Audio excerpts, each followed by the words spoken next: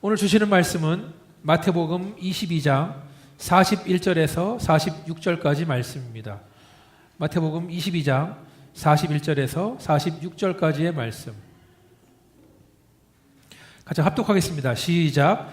바리새인들이 모였을 때에 예수께서 그들에게 물으시되 너희는 그리스도에 대하여 어떻게 생각하느냐? 누구의 자손이냐? 대답하되 다윗의 자손이니이다. 이르시되 그러면 다윗이 성령에 감동되어 어찌 그리스도를 주라 칭하여 말하되 주께서 내 주께 이르시되 내가 내 원수를 내 발 아래 둘 때까지 내 우편에 앉아 있으라 하셨도다 하였느냐? 다윗이 그리스도를 주라 칭하였은즉 어찌 그의 자손이 되겠느냐 하시니 한마디도 능히 대답하는 자가 없고 그날부터 감히 그에게 묻는 자도 없더라. 아멘. 오늘 우리가 함께 나누는 본문은 마태복음 22장의 맨 마지막 부분입니다. 우리는 매주 마태복음 말씀을 연속으로 설교하고 있는데 우리가 잊지 말아야 될 것은 지금 우리가 함께 나누는 말씀이 예수님이 십자가에서 죽으시기 전에 마지막 일주일 동안에 일어났던 일이라는 것입니다. 예수님은 마지막 일주일 동안, 고난주간 동안 많은 것들을 우리에게 말씀하고 계신 것을 우리가 보게 됩니다. 마태복음 22장의 후반절은 그동안에 예수님께서 종교 지도자들과 함께 나눴던 얘기들이 나옵니다. 한번 생각을 해보자면 마태복음 22장 15절 이하로 보면 바리새인과 헤롯 당원들이 예수께 나와서 가이사에게, 시저에게 세금을 내는 것이 과연 옳은 일인가라고 묻습니다. 우리가 알고 있듯이 이 질문에는 함정이 있습니다. 예수님이 한마디라도 잘못 말하면 당장이라도 잡아갈 생각으로 질문을 합니다. 예수님은 그들의 속마음을 아시고 동전을 가져오라 그러죠. 동전에는 가이사의 얼굴과 문기가 쓰여 있었다. 가이사의 얼굴은 그 써있는 문기는 뭐냐면 가이사는 신의 아들이고 신의 제사장이다라는 글귀가 쓰여 있습니다. 그리고 예수님 그들에게 가이사의 것은 가이사에게, 하나님의 것은 하나님에게 바치라고 말씀하십니다. 다시 말해 성도들은 이 세상에 사는 동안에 맡겨진 의무를 성실하게 수행하라는 것입니다. 동시에 하나님을 잊지 말고 하나님과 동행하는 삶을 살아야 된다라고 말씀하시는 것입니다. 성도로서 세상에 사는 것과 그 속에서 하나님을 사는 것이 분리될 수는 없다라고 말씀하시는 겁니다. 23절 이하를 보시면 부활을 믿지 않는 사두개인들의 무리와 대화를 나눌 때 이 사람들이 한 집에 7 형제와 순서대로 결혼한 여인의 이야기를 합니다. 예수님께서는 그들에게 너희들이 하나님 말씀도 모르고 하나님 능력도 모르기 때문에 부활을, 영생을 믿지 않는다라고 대답하십니다. 그리고 예수님께서는 산 자의 하나님이지 죽은 자의 하나님이 아니다라고 말씀하십니다.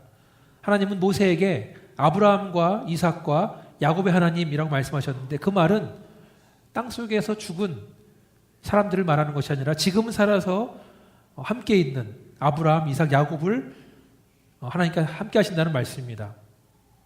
그래서 하나님께서는 저와 여러분의 영원한 생명이 되시고 하나님은 산자의 하나님, 우리 하나님인 줄 믿으시면 아멘 하시기 바라겠습니다. 마지막으로 34절 이하를 보면은 율법사가 나와서 질문을 합니다. 지난주에 나왔던 이야기입니다.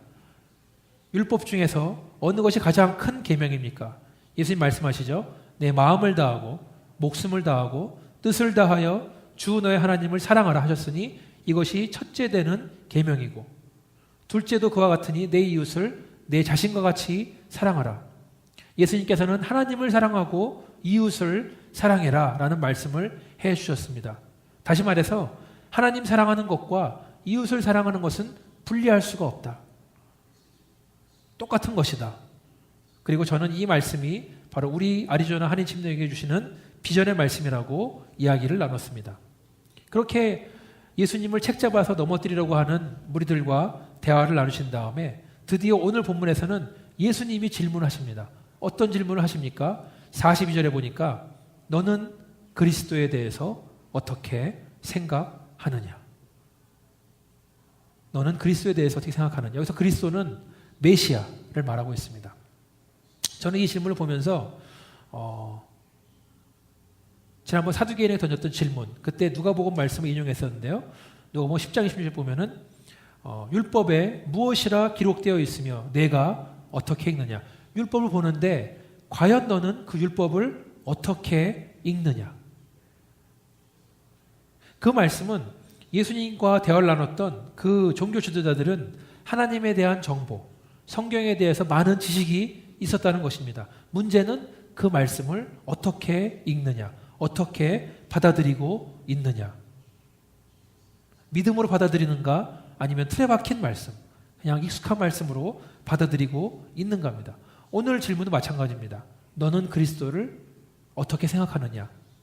아까 말씀드린 것처럼 너는 메시아를 어떻게 생각하느냐? 오늘 그 설교의 한글 제목은 너는 그리스도 어떻게 생각하느냐인데, 영어 제목은 그 그리스도의 그 부분이 그 영어 성경은 메시아, 머사야로 나와 있습니다. 메시아의 문자적인 의미는 기름 부음 받은 자. 기름 부음 받은 자는 왕을 말합니다.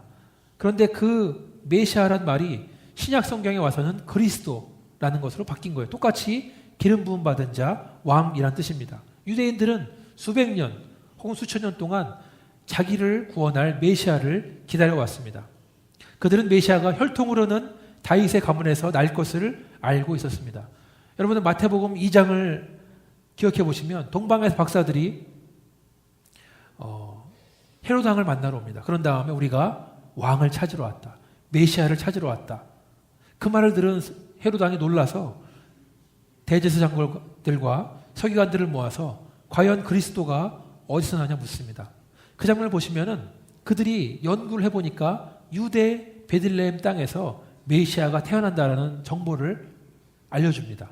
다시 말해서 그 당시에 종교 지도자들은 메시아가 어디서 태어나는지를 알고 있었다는 거예요. 근데 문제는 그 종교 지도자들, 성경을 잘 아는 사람들은 메시아를 찾으러 오지 않았다. 예수를 만나러 오지 않았다는 거예요. 그들은 메시아의 정보를 알아내는 것으로 끝냅니다. 정보는 정보로 끝난다. 말로는 우리는 메시아를 기다린다. 우리를 구원할 메시아를 기다린다고 말하고 있지만 정작 그들은 메시아에 대해서 관심이 없다라는 것입니다. 오늘 예수의 질문을 듣는 바리새인도 마찬가지예요. 메시아를 잘 알고 있어야 될 그들도 예수의 질문에 대답을 못합니다. 예수님 질문이 무엇입니까? 예수님이 그들에게 메시아가 누구의 자손이냐라고 묻습니다. 그들은 대답하는 거죠. 아는 정보대로 메시아는 다윗의 자손이다. 예수님 질문하시죠. 그러면 왜 다윗은 자기 입으로 자기의 자손인 메시아를 주님이라고 고백을 했냐라고 물어보는 거예요. 이게 무슨 말이냐 하면 원래 시편 110편에 있는 말씀을 인용한 것인데, 오늘 44절의 말씀이 인용한 것인데 한번 읽어보시면 그 주보에 여러분들 나와 있죠. 여호와께서 내 주에게 말씀하시기를 내가 내 원수들로 내 발판이 되게 하기까지 너는 내 오른쪽에 앉아 있으라 하셨도다. 여기서 말하는 여호와는 성부 하나님을 말합니다.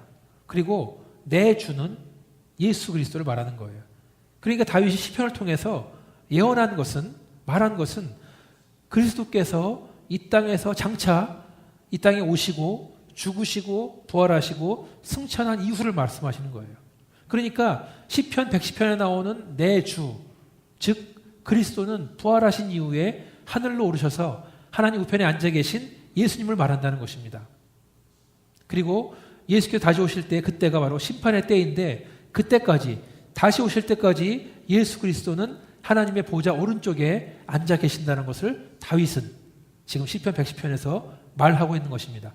다윗은 이미 수천 년 전에 비록 자기의 혈통으로 사람으로 오실 그리스도, 메시아를 예언했고, 이 땅에서 죽으시고 부활하셔서 하늘에 오르사 하나님 보좌에 앉아 계신 예수님, 그리고 언젠가는 다시 오셔서 심판의 왕으로 오시는 예수를 말하고 있는 것입니다. 계속 말씀하시죠. 45절 보니까 다윗이 그리스도를 주라 칭하였은즉 어찌 그의 자손이 되겠느냐. 좀 더 쉬운 말로 설명해 드리겠습니다. 바리새인들을 비롯한 종교 지도자들은 메시아, 그리스도를 기다리고 있었습니다. 그런데 그들이 생각했던 메시아는 다윗의 자손이다, 사람이다라고만 생각을 했던 거예요. 그들은 다윗이 그리스도를, 메시아를 주님이라고 하는 그 고백을 간과하고 있었다는 것입니다. 그들은 메시아가 하나님이라는 것을 믿지를 못했다는 거예요. 요한복음 8장을 보시면 제가 또 주보에 해놨는데 유대인과 예수님의 대화가 나옵니다. 유대인들은 예수님이 메시아라는 사실을 받아들이지 못합니다. 제가 한번 읽어드리겠습니다. 진실로 진실로 너에게 이르노니 사람이 내 말을 지키면 영원히 죽음을 보지 아니하리라. 유대인들이 이르되 지금 내가 귀신 들린 줄을 아노라. 아브라함과 선자들도 죽었거늘 내 말은 사람이 내 말을 지키면 영원히 죽음을 맛보지 아니하리라 하니 너는 이미 죽은 우리 조상 아브라함보다 크냐? 또 선자들도 죽었거늘 너는 너를 누구라 하느냐? 지금 예수님께서 내 말을 믿으면 영생한다라고 말하니까 지금 이미 옛날에 죽은 아브라함 선지자를 말하고 있는 겁니다. 계속해서 예수께서 대답하시되 내가 내게 영광을 돌리면 내 영광이 아무것도 아니거니와 내게 영광을 돌리는 이는 내 아버지시니 곧 너희가 너희 하나님이라 칭하는 그이니라. 너희는 그를 알지 못하되 나는 아노니 만일 내가 알지 못한다 하면 나도 너희와 같이 거짓말장이가 되리라. 나는 그를 알고 또 그의 말씀을 지키노라. 너희 조상 아브라함은 나의 때 볼 것을 즐거워하다가 보고 기뻐하였느니라. 유대인들이 이르되 내가 아직 50세도 못 되었는데 아브라함을 보았느냐? 예수께서 이르시되 내가 진실로 진실로 너에게 이르노니 아브라함이 나기 전부터 내가 있느니라 하시니 그들이 돌을 들어 치려 하거늘 예수께서 숨어 성전에서 나가시니라. 그러니까 그들은 예수님께서 하나님이라는 것을 믿지 못하는 거죠. 그렇지만 예수님은 성자 하나님이십니다. 전지전능하시기 때문에 시간과 공간을 초월하십니다. 예수님이 이미 아브라함 이전부터 태초부터 계셨다는 것입니다. 이 사실을 예수님이 창조주이신 하나님이라는 것을 유대인들은 받아들일 수가 없었다는 거예요. 21세기 한국교회를 바라보면 미국도 마찬가지지만 이단 시비가 끊임없이 있는 것을 우리는 알고 있습니다. 제가 일일이 언급하지 않아도 복음이 아닌 잘못된 세상을 가지고 있는 이단들이 계속해서 교회를 공격하고 무너뜨리려고 하고 성도를 유혹하고 있습니다. 이단이란 말은 한자로 다를 이, 끝단, 그러니까 끝이 다르다는 것입니다. 시작은 비슷하지만 끝이 다르다는 것이 바로 이단이에요. 그래서 성경을 보면은 성경을 모르면 하나님을 모르면 우리가 이단을 구분하기가 쉽지가 않습니다. 그리고 이단의 유혹에 넘어가기도 쉽습니다. 그래서 우리가 성경 말씀을 하나님을 잘 알아야 되는 줄 믿습니다. 근데 놀라운 사실을 말씀드리면 초대교회부터 한 AD 70년경부터 이단 논쟁은 그때부터 있었다. 수많은 종류의 이단들이 있어 왔지만 정확하게 이단을 구별하는 방법이 하나 있습니다. 그것은 뭐냐면 예수님에 대해서 정확히 알고 있다면 이단의 유혹에서 벗어날 수가 있다. 두 가지 질문 드리겠습니다. 여러분은 예수님이 하나님이라는 것을 믿으십니까? 아멘. 또 한 가지는 예수님이 사람이라는 걸 믿으십니까? 아멘. 두 가지의 잘못된 가르침이 있습니다.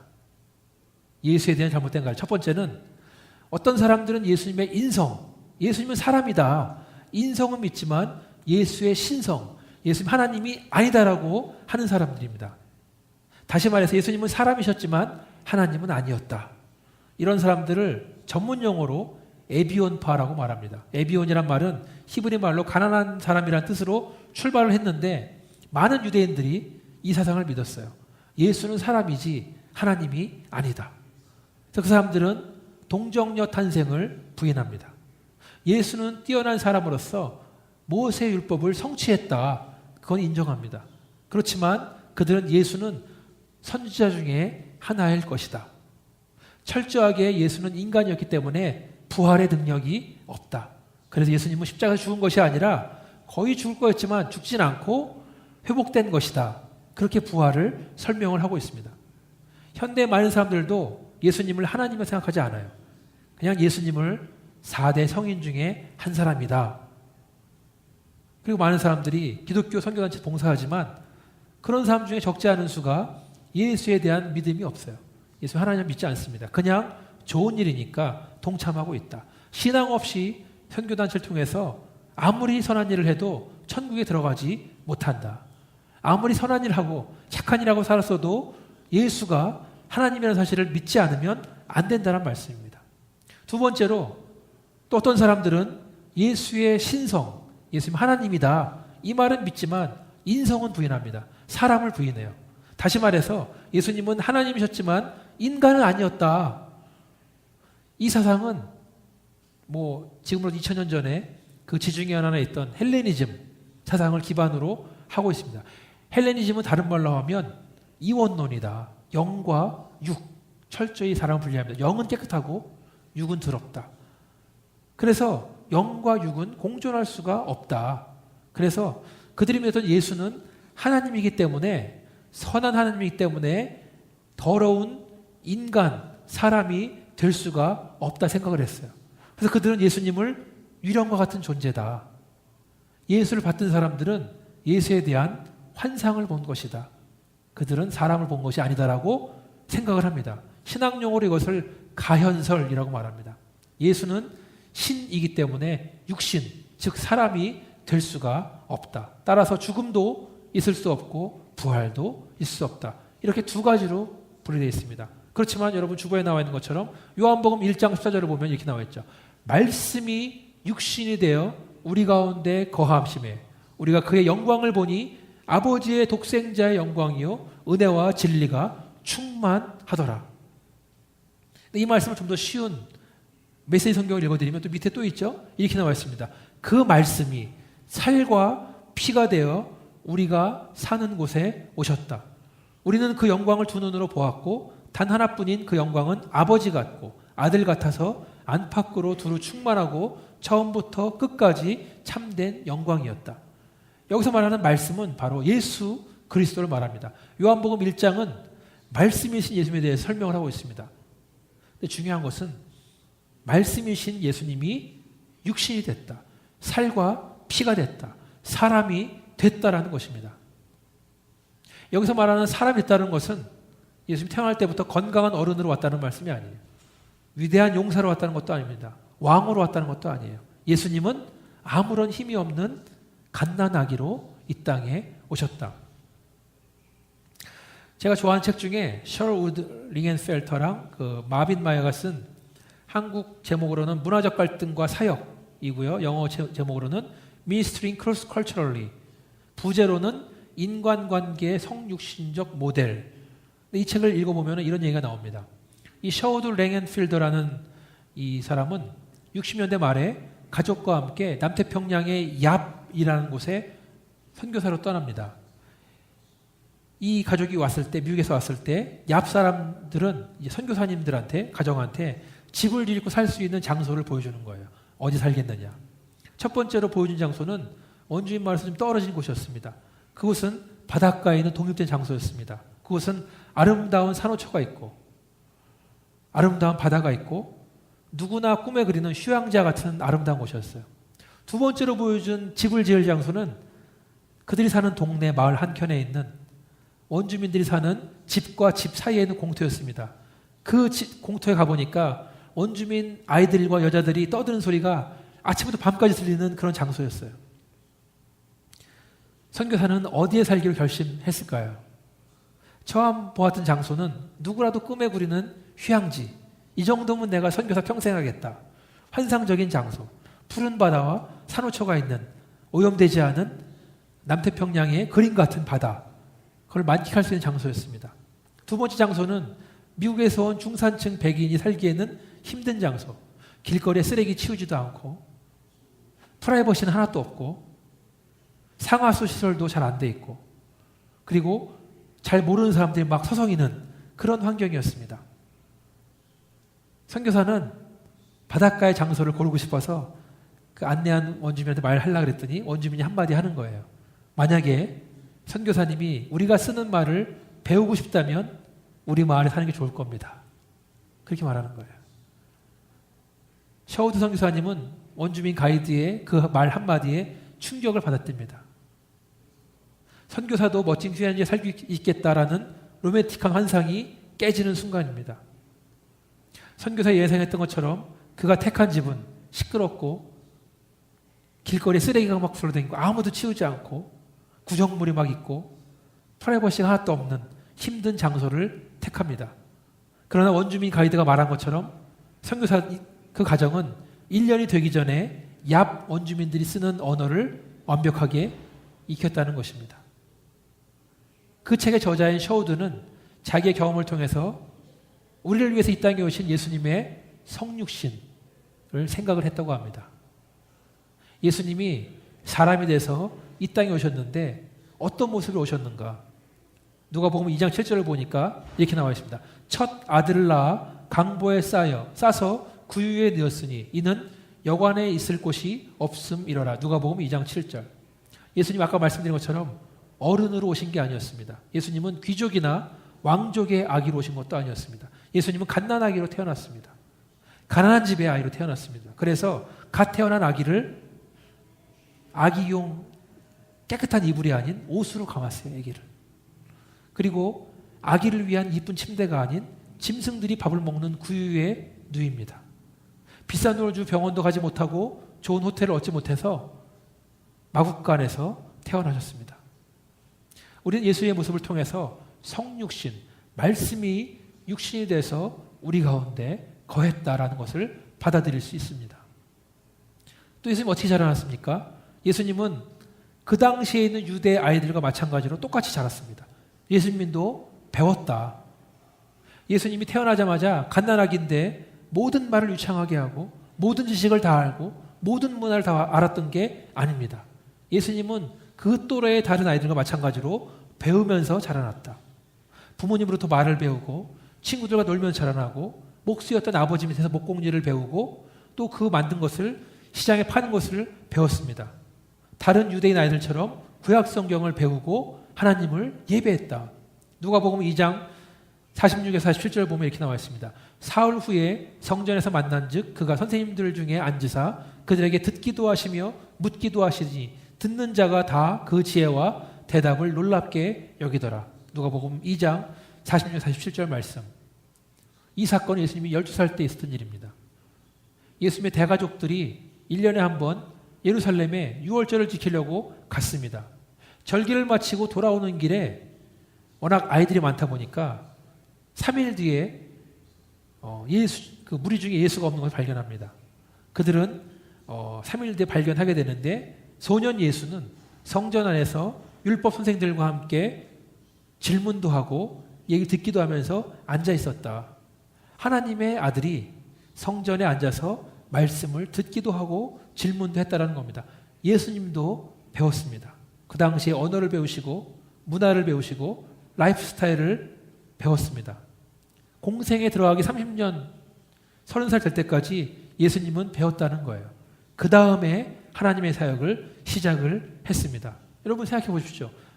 가족이 한 사람이 된다는 것, 큰아들이 된다는 게 얼마나 복잡한 일입니까? 또 그렇게 예수님 집처럼 사촌들도 모여서 대가족으로 사는 것, 장남으로 사는 것, 책임과 지혜가 필요합니다. 또 예수님은 회당에서 말씀을 배웠습니다. 그래서 사람들은 예수님을 선생님이여, 랍비라고 불렀습니다. 그 정도로 말씀을 잘 알았다.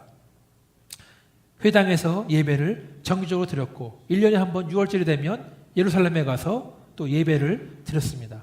예수님은 보내심을 받은 대로 보내진 자리에서 사람의 아들로서 최선을 다하고 사셨습니다. 살과 피가 돼서 우리에게 오신 예수 그리스도, 성육신하신 예수님을 바울은 빌립보서에 이렇게 말하고 있습니다.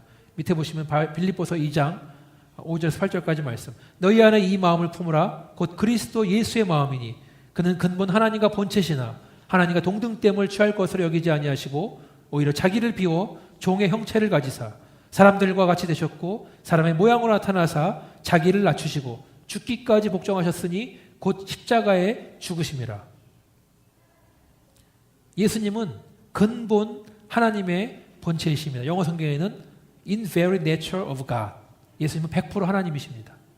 그런데 바울이 예수님을 종의 형체를 가져 사람과 같이 됐다고 말씀하십니다. 영어 성경에 보니까 the very nature of a servant being made in human likeness. 예수님은 100% 사람이었다. 예수님은 스스로를 인자, Son of Man 이라고 부르셨다는 거예요. 예수님은 100% 하나님이시고 100% 사람이시다. 그 예수님께서 우리를 살리기 위해서 이 땅에 오셨습니다. 예수님이 이 땅에 오셨다는 말은 잠깐 환상으로 왔다는 말씀이 아닙니다. 철저하게 갓난아기로 어머니의 사랑과 관심과 도움이 24시간 필요한 아기로 오셨다는 말입니다. 예수님은 그 사명을 감당하기 위해서 자기를 낮추셨습니다. 하나님이시만 하나님 대우를 받으며 사신 것이 아니라 십자가에서 죽으시기까지 복종하면서 사셨습니다.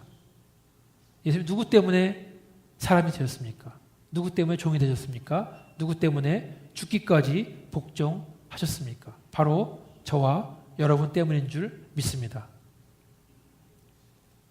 오늘 본문에 나온 바리새인들은 예수님을 단지 훌륭한 선생이라고 선지자라고 알았습니다. 그래서 예수님이 하나님의 아들이라는 것을 받아들이기가 어려웠습니다. 받아들이지 못했습니다. 그들은 예수님이 하나님의 아들이라는 것을 꿈에도 몰랐습니다. 그저 훌륭한 선지자. 사람들이 많이 따르고 그를 따르기 때문에 어쩌면 시기심으로 느끼고 있었습니다. 예수를 미워하는 마음 때문에 그들의 눈이 어두워졌다. 예수님이 행하신 기적과 능력을 두 눈으로 목격했지만 그들은 끝까지 예수님을 메시아로 그리스도로 받아들이지를 못했습니다. 그들이야말로 예수님께서 하나님이라는 그 진리를 부정한 사람들이었습니다. 가장 잘하는 것 같지만 가장 모르는 사람이었습니다. 그런데 어떤 사람들은 지금까지도 예수님을 하나님이 아닌 단지 훌륭한 인간, 배울 점이 많은 성인으로 생각해서 그분의 죽음도 그분의 부활도 믿지 못하고 우리에게 주신 부활의 소망, 영생의 소망도 믿지 못한다는 것입니다. 성도라고 하면서도 예수님이 우리를 위해서 열어놓으신 부활의 길로, 영생의 길로 가지도 못하고 믿지도 못한다는 것입니다. 너희는 그리스도에 대해서 어떻게 생각하느냐? 사랑하는 여러분 예수님 어떻게 생각하십니까? 예수님을 어떻게 믿으십니까? 예수님 우리를 만드시고 우리를 다스리시는 전지전능하신 하나님인 줄 믿습니다. 그래서 우리는 예수님을 주님이라고 부르고 우리 스스로 종이라고 믿는 것입니다. 또 예수님은 사람이 돼서 우리를 위해서 우리 가운데 오신 줄 믿습니다. 그리고 언젠가는 다시 오실 것인데 그때는 연약한 아기의 모습이 아니라 심판하시는 왕으로 오셔서 산자와 죽은 자를 심판하실 줄 믿습니다. 믿으시면 아멘 하시기 바라겠습니다. 같이 한번 기도하시겠습니다. 너희는 그리스도에 대해 어떻게 생각하느냐? 아버지 하나님, 우리가 지식으로만 예수를 아는 것이 아니라 머리로만 예수를 아는 것이 아니라 우리 입술로 주는 그리스도시요 살아계신 하나님의 아들이라는 그 고백을 하기를 원합니다. 예수님은 하나님이시며 또 사람의 아들로 이 땅에 오신 것을 믿습니다. 그리고 우리를 위해서 죽으시고 부활하시고 하늘에 오르셔서 우리 위해 천국을 예비하시고 지금도 우리 위해서 중보기도 하시는 줄 믿습니다. 아버지, 우리의 입술을 통해서 아름다운 고백, 예수를 향한 고백이 온전히 나올 수 있도록 도와주시고 예수의 소망으로, 예수의 기쁨으로, 예수의 마음으로 살 수 있도록 인도하여 주시옵소서. 이 모든 말씀을 예수님의 이름으로 기도했습니다. 아멘.